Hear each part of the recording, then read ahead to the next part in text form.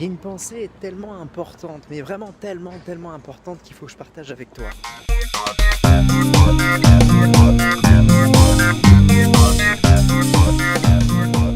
me demande si tu as réussi ou si tu as raté tes études.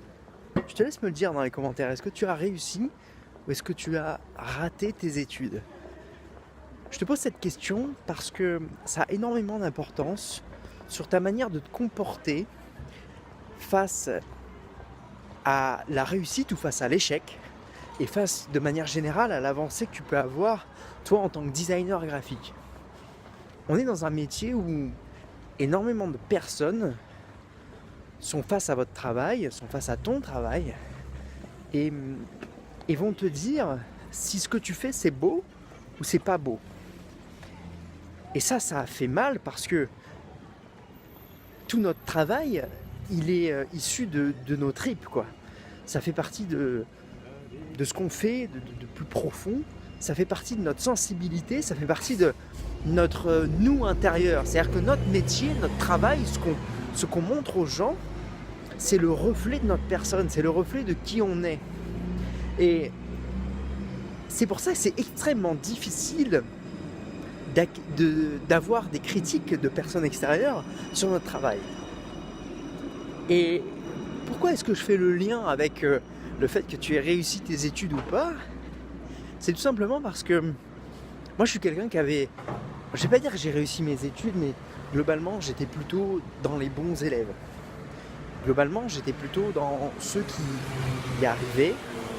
Alors je suis pas extrêmement bon, mais plutôt bon, on va dire. Et j'ai eu énormément de mal face à la critique.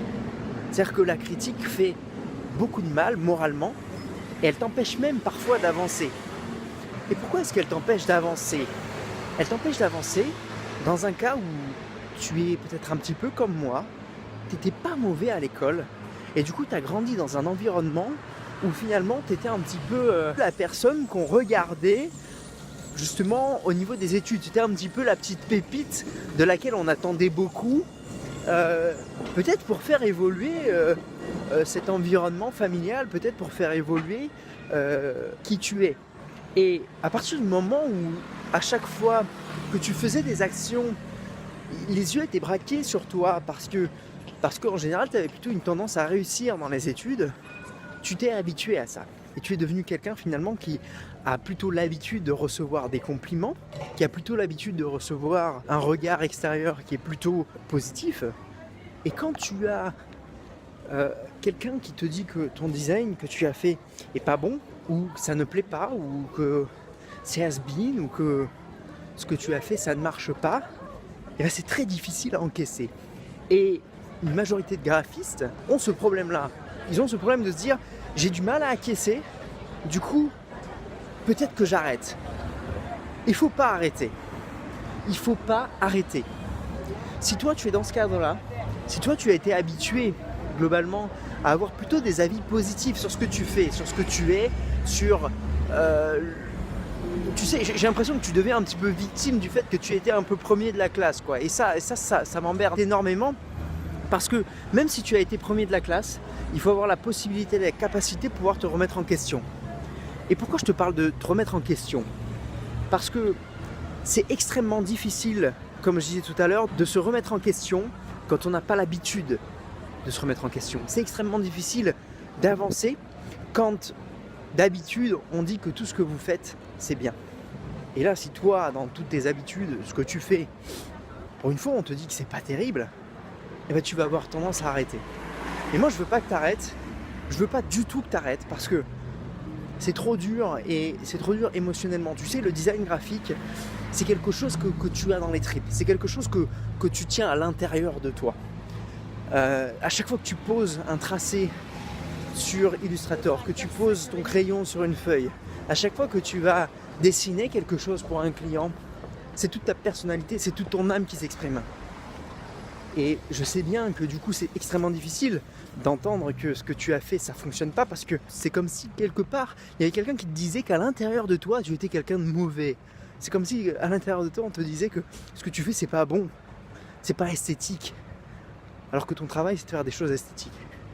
Et Moi j'aimerais te donner un petit conseil pour ça. N'aie aucune peur, aucune, à te prendre des retours négatifs. Aucune. Plus tu te prendras des retours négatifs, plus les prochains retours positifs seront supérieurs. Et ça, je te le répète, c'est tellement important.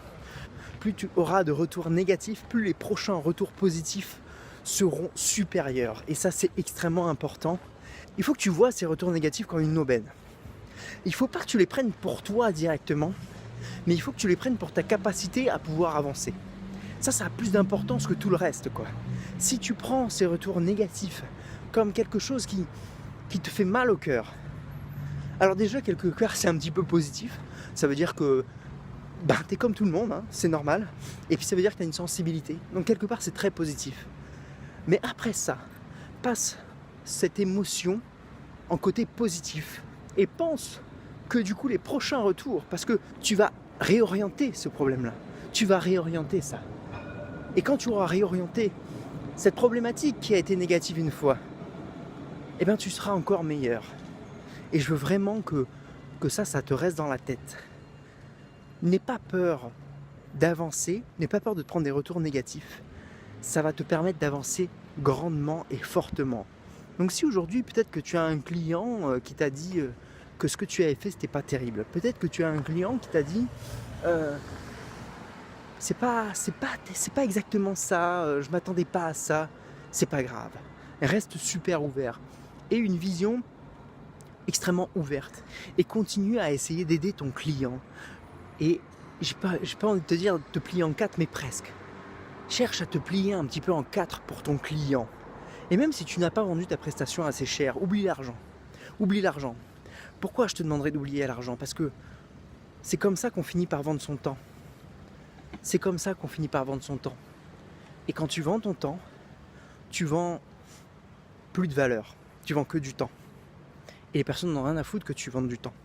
Si toi tu es débutant et que tu mets 10 heures de plus à faire cette mise en page qu'un graphiste qui a plus de 15 ans d'expérience va mettre 5 minutes à faire, alors quel intérêt a le temps ?